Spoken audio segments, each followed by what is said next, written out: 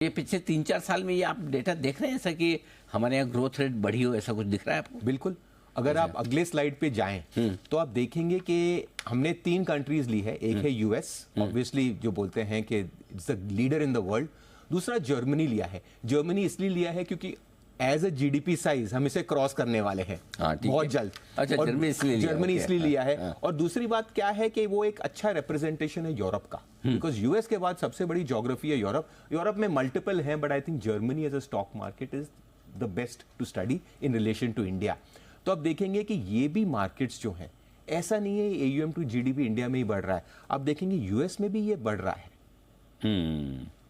Germany में भी बढ़ा है और इंडिया में भी बढ़ रहा है, बिकॉज हमारा बेस छोटा है, हमारा रेट ऑफ ग्रोथ। मैं वही सोच रहा था, मैंने कहा हमारा 277% दिख रहा है, अमेरिका का 75 है और जर्मनी का 64 में। लो बेस इफेक्ट है। और इसीलिए जो है आपको जो यूफोरिया दिख रहा है ये है क्योंकि हम लो बेस है। हम सिर्फ 17% ऑफ एयूएम टू जीडीपी हैं और दूसरी कंट्रीज ये 60-70% तक है।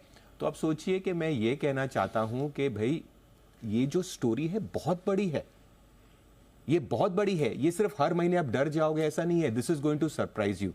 और इसमें सबसे बड़ी चीज जो लोग मिस करते हैं, एक तो ये है 17 से जो भी है 60 या 50 जो भी समझिए, करेक्ट, वो है एलोकेशन ज्यादा। बट इंडिया में जीडीपी भी तो बढ़ने वाला है। हाँ, आप ये भी तो सोचिए। हाँ, 5 साल में 4 साल में अगर डबल हो गया, we are the fastest growing economy, तो ये जो जीडीपी भी ग्रो होगा। तो मैं आपको इसका बताऊं, जैसे सिंपलिसिटी है कि केक है, ठीक है, वो केक में आज आप 17% आपको स्लाइस मिल रहा है केक खाने के लिए, ठीक है, लेकिन कई सालों में 17 का ये 50 भी हो गया।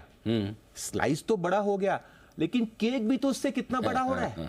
तो आपको डबल फायदा है। तो हाँ, बड़े केक में बड़ी स्लाइस। एग्जैक्टली। तो ये सिर्फ आप वो 17% देख रहे हो, आज आप छोटे केक में छोटा स्लाइस देख रहे हो, आगे जाके आप बड़े केक में बड़ा स्लाइस देखोगे। और that is the potential of domestic flows. इस हिसाब से इस एज ए इन्वेस्टर मुझे क्या लगता है कि we will have longer bull markets, smoother bull markets, more dominated by domestic flows. और जो एफआई की जो इंपॉर्टेंस है हमारे मार्केट में, वो धीरे धीरे कम होती जाएगी। इंटरेस्टिंग। अच्छा, अब आप